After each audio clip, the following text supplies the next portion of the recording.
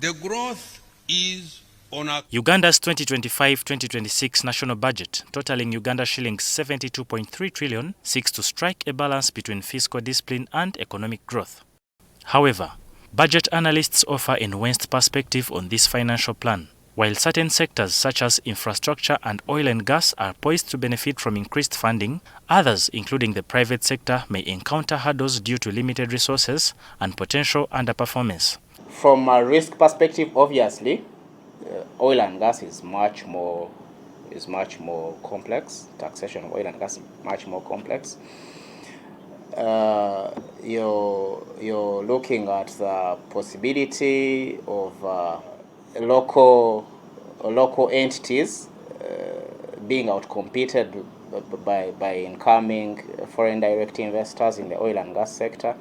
Obviously, if you don't have access to sufficient capital, then a much more financially able entity coming into Uganda to participate in the oil and gas sector will outbid you on the bulk of the opportunities.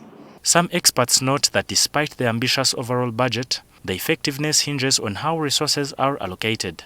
Current allocations to sectors like agro-industrialization, tourism and mining appear underwhelming, especially given their importance as economic drivers. What is our comparative advantage? Shouldn't we invest more in agro-industrialization, although we're in the digital age, but also considering our comparative and competitive advantage, we have to position ourselves accordingly.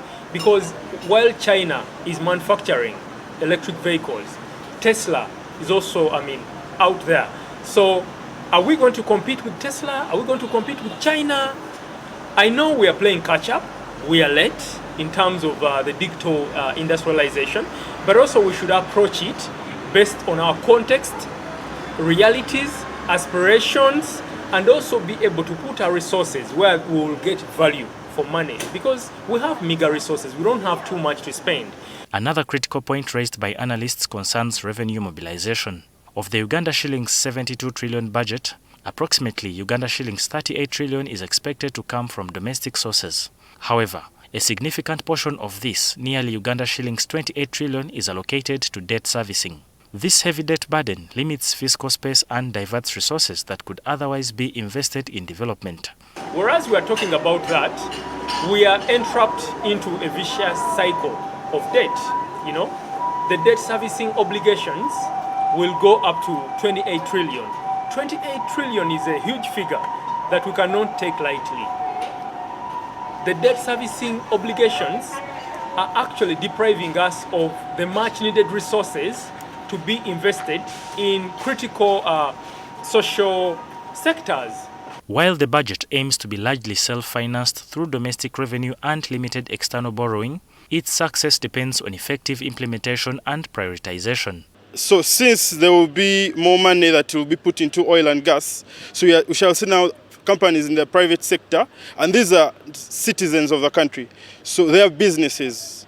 Since the oil and gas sector is coming up, so there will be so many opportunities, supply and chain contracts, engineering contracts, supply contracts, logistics. And because of this now we have more, we usually call them complementary services or ancillary services. So there are so many small other businesses that can come and tap into other sectors like accommodation, we have tourism, hospitality, ICT. So David Ijo, NTV.